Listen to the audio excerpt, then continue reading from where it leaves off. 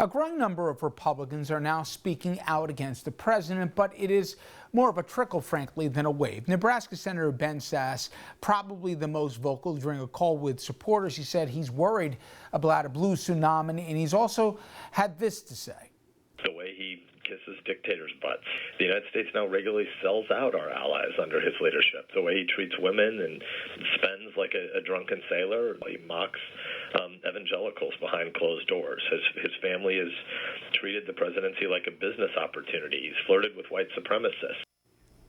Texas Senator John Cornyn, who I should mention up for re-election, told a local paper he disagrees with the president on many issues, including trade and border security. And there's also a smattering of others offering, albeit tepid, criticism. Mitt Romney, he's the only Republican to put his vote where his mouth is when he was the only Republican to vote for one of the articles of impeachment against the president. I want to bring in someone who has been consistent, one of the earliest and most vocal Republican critics of Trump, former New Jersey Governor Christie Todd Whitman. And I've waited, Governor, for others to join you. There is, whether it's on an open mic or as a side, some Republicans tepidly, as I said, criticizing the president, even with all the stakes. Do you expect there to be a bunch of other sitting lawmakers to say things, or are they going to wait till November 3rd or afterwards to finally say, I never liked the guy? Well, the key word there, or adjective, is sitting. No, I don't expect a whole bunch of those currently in office to suddenly change. But how can they? They really can't do it with any credibility. They've made their bed. They've got to lie in it now. Nobody would believe them if they suddenly went out and said, no, actually, I knew all along he was terrible and I really haven't liked any of it. They're saying that privately, but since they haven't said it openly, and since they voted with him right down the line, they're stuck right now. Whereas you see with Republicans and Independents for Biden that I chair, a host of former Republican office holders, some local current holders, office holders, appointees, are saying, it's time to put country ahead of party. It's okay if you've never voted for a Democrat to do it now because it's so important for our nation. And then you have all these other groups of people who have served in this administration. You have national security experts. You have military people all saying we've got to make a change. But I just don't think that elected Republicans, particularly at the national level, who have been so close and embraced this president so much, can walk away with any kind of credibility at all. So, and I'm not spinning conspiracy theory here, certainly others who have been election watchers and historians on this, they see a real problem, as do you, that come November 3rd, especially with all the mail-in balloting, that the president is going to challenge the legitimacy of the election or declare himself a winner before a lot of votes are counted. And my question is, are Republicans at that point in the same box that they're in now? And I could think of, senators running for re-election in Arizona and Kentucky and North Carolina, a lot of Republicans who all of a sudden might say, well, wait a second. I think this president is dangerous, but my interests are aligned with his interests. If all of a sudden we're going to now basically disqualify the election on this fraud, and I put that in quotes, attached to the voting, and we're going to basically have a slate of electors decide who wins, and that's good for me. Do you think that we'll even see transactional kind of an arrangement even after the election when we're doing the counting? Well, Richard, a lot of that's going to depend on how big the difference is in the election. I mean, if it's a very tight election on election day, because there's always this blue wave, they call it, afterwards, because it seems that Democrats get more of the write-in ballots and have traditionally, and they're not always counted right on the day. In fact, some states make those ballots, they hold them for 2 days after the election before they start counting.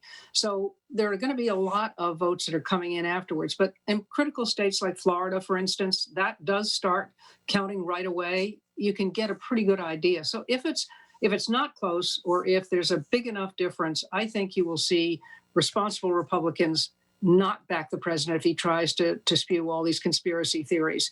And don't forget that idea about appointing electors who represent the party of the governor, because it's the governor who picks them, has never happened that I know of. And I don't see any governor bucking if their state votes, if the majority of people vote for Donald Trump or Joe Biden, that they're going to appoint electors that reflect that.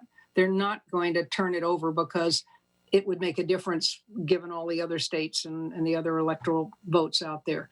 So that's going to be the time when you're really going to see who represents the country and who represents themselves, whether they stand up and say, this is ridiculous. But I think a lot of it is going to depend on just exactly what that vote count looks like on election night.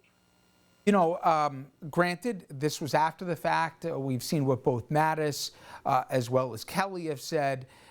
You've also seen pushback after what happened in Lafayette Park by even both Esper and also the Joint Chiefs. Is it fair to say that those from the military side, from DOD and from the national security avenues, have acquitted themselves better as to drawing lines they won't cross than those in the legislative branch and the Republicans?